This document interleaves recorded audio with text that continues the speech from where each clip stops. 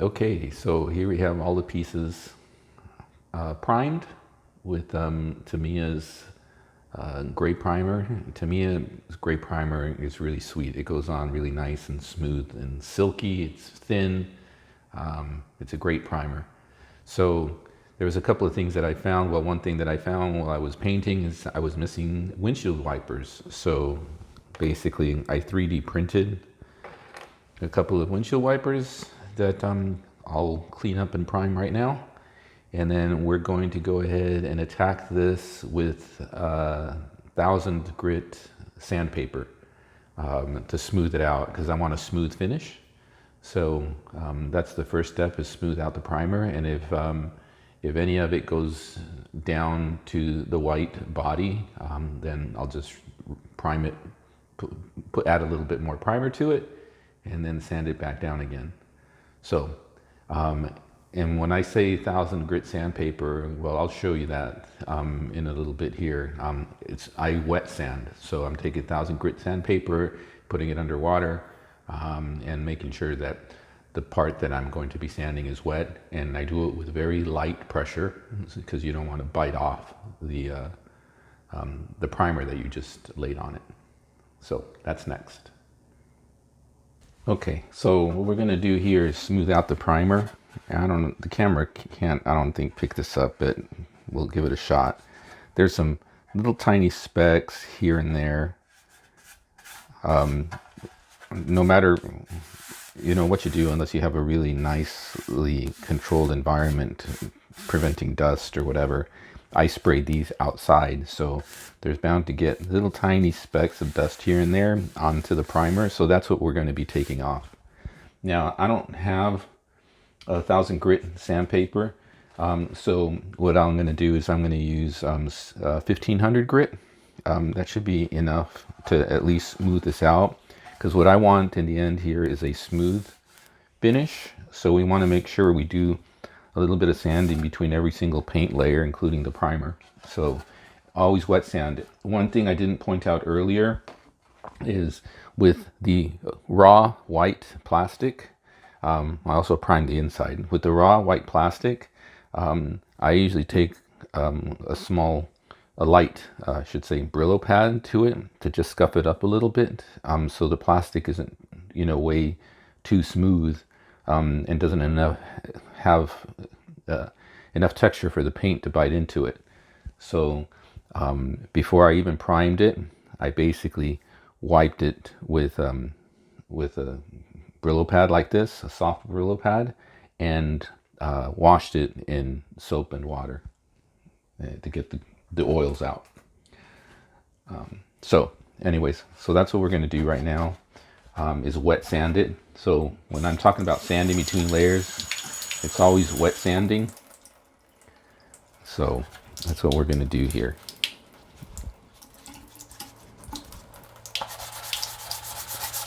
And I'm just doing this very lightly. I'm not putting a heck of a lot of pressure on it. I just want it light enough to take out any little tiny bumps caused by dust particles. And be careful with the corners, because the corners, the sandpaper will bite into them, the sharp edges. So you want to be careful, especially cognizant, be light around the corners. Again though, if you bite off too much and you get down to the white, just respray it and sand it back down again. It's hard to make big mistakes on the hard bodies. The mistakes are usually made on the Lexan bodies. They're kind of unforgiving, because when you paint those, especially since you're painting them on the inside, it's kind of hard to fix a mistake.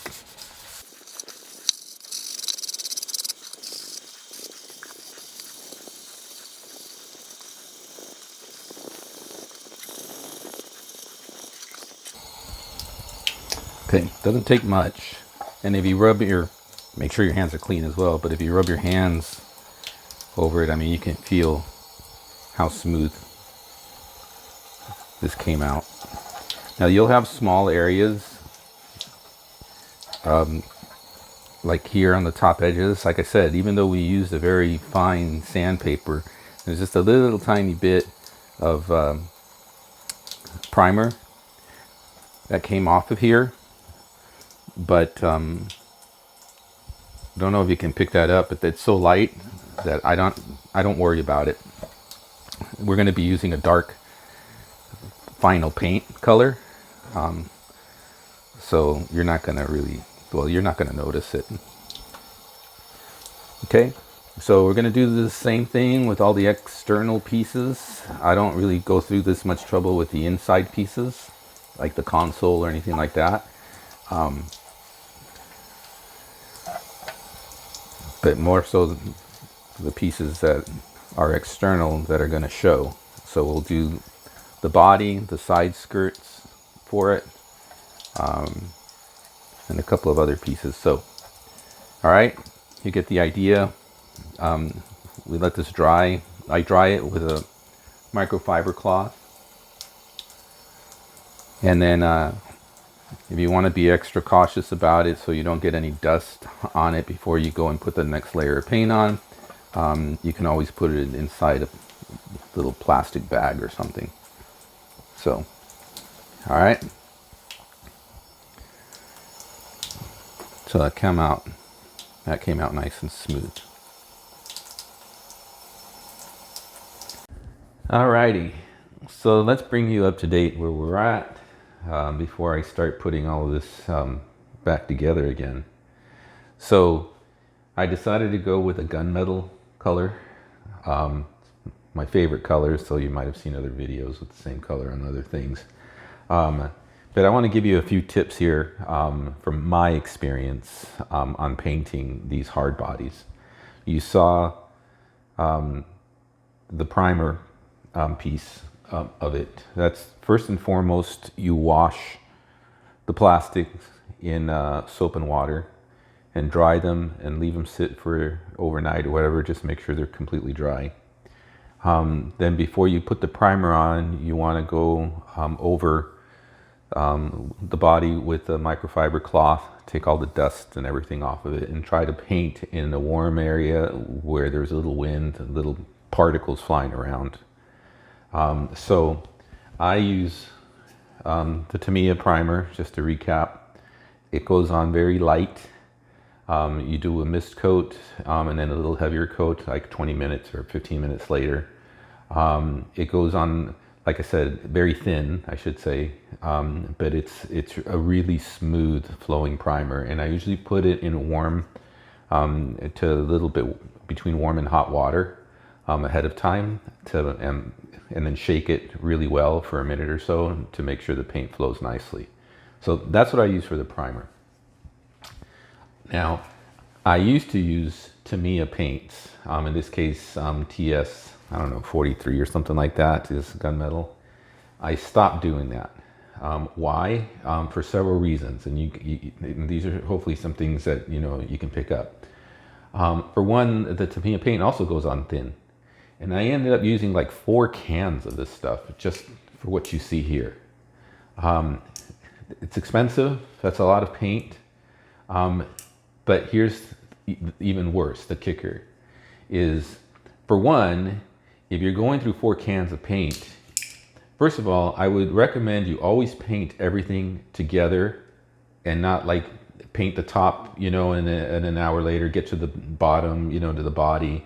I wouldn't paint this today and paint this tomorrow, because what'll happen is they will come out in different shades. And that kind of sucks when you put it all together and you got 2 different shades of gunmetal. That's one. So paint everything together. The other is, especially to me, what I found is as you reach the bottom of the can, if you don't shake it enough and everything, some of that stuff settles, and like the bottom of the can, towards the bottom, the paint will be a little bit darker. So, initially when you're painting, the gunmetal comes out kind of light colored, and you're gonna have to put on a couple of coats. That's why you go through 4 cans, to make it a little bit darker. So that's a lot of paint. And if you mess up something, here's the other kicker.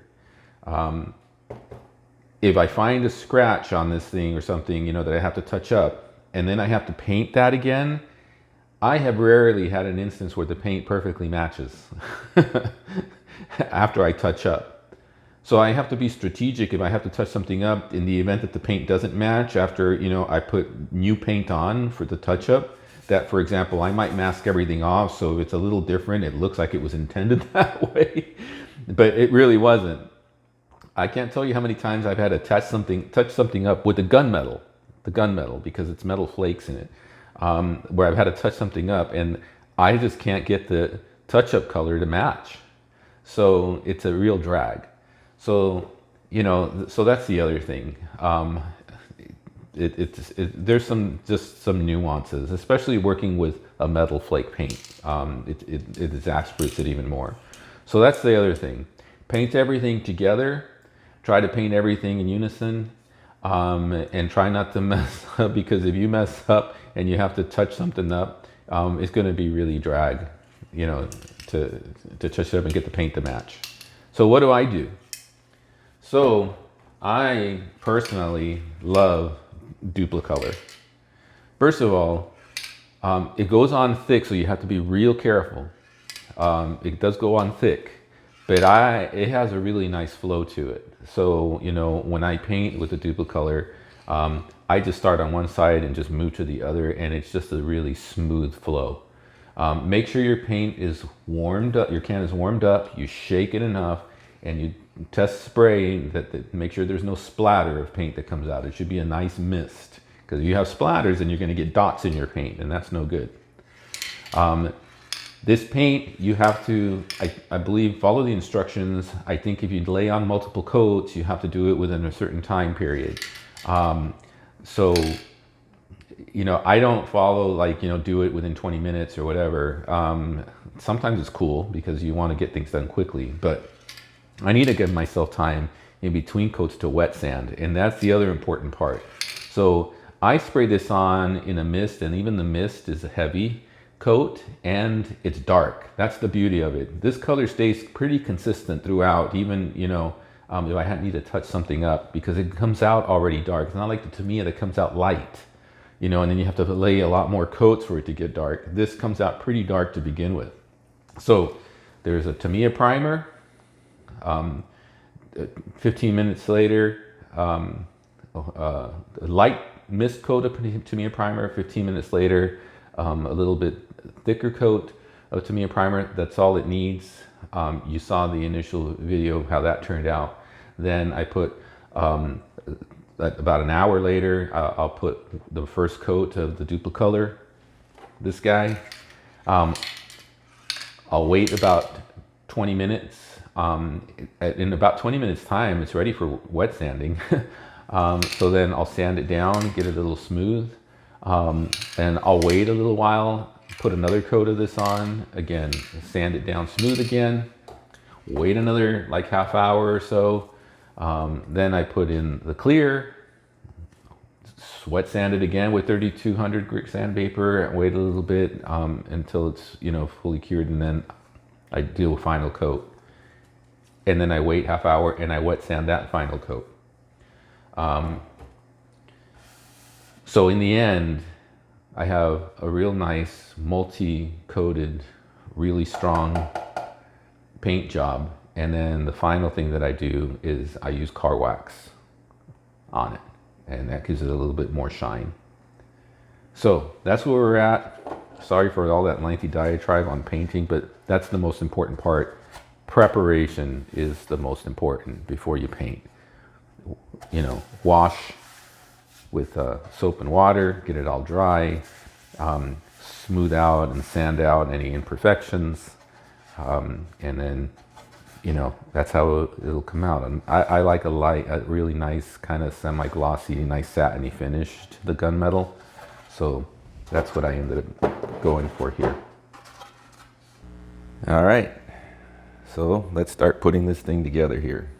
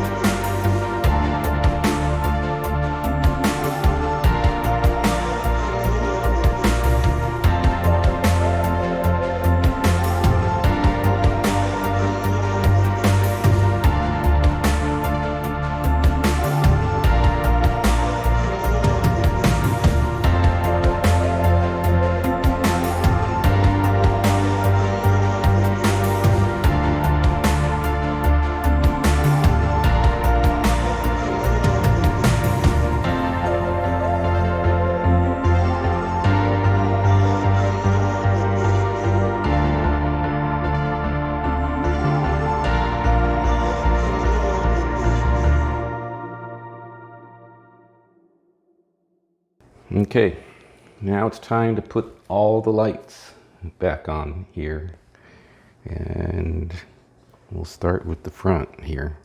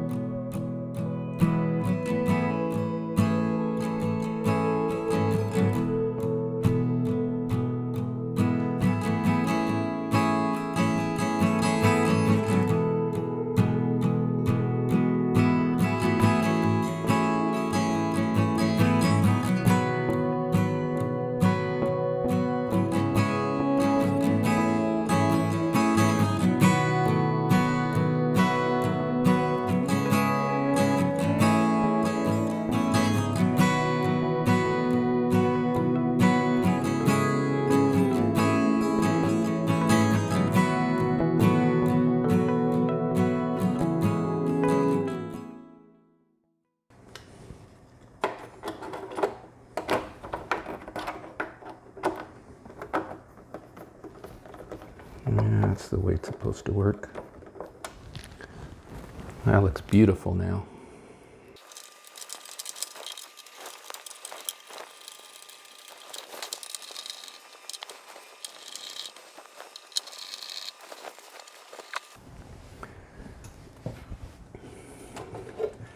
Now we can put the screws on each side.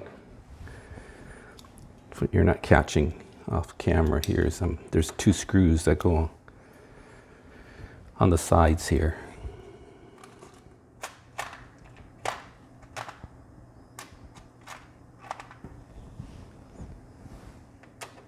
That hold the body onto the chassis.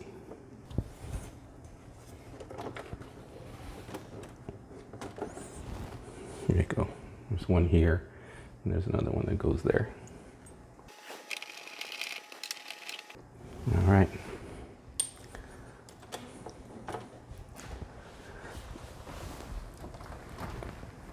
Okay, that's good.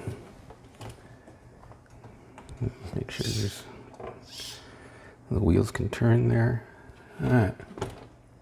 So now let's get the side skirts on.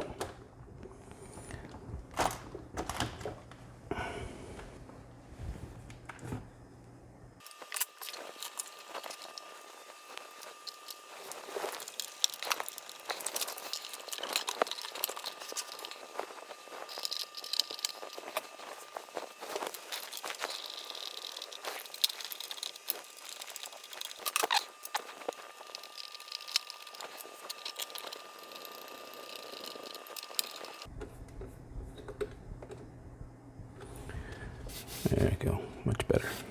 Okay. It's getting to look very nice and complete.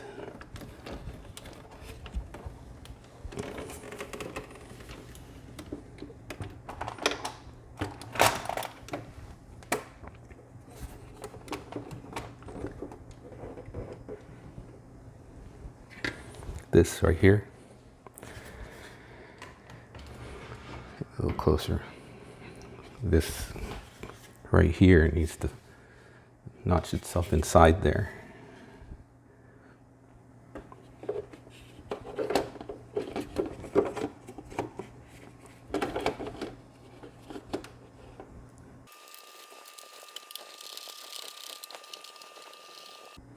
Okay.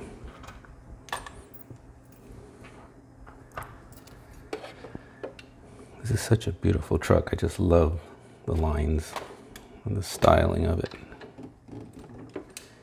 Okay, I think that pretty much should do it. We just got to test the electronics next. And it's really late right now. It's about 3:30 in the morning. So I think I will leave that for tomorrow, and then we can wrap it up. That's looking pretty nice. So, all right. So tomorrow we'll wrap it up, test the electronics, and give it, go for a little spin. And this was one long video. So hope you got something out of it so far. All right, stay tuned.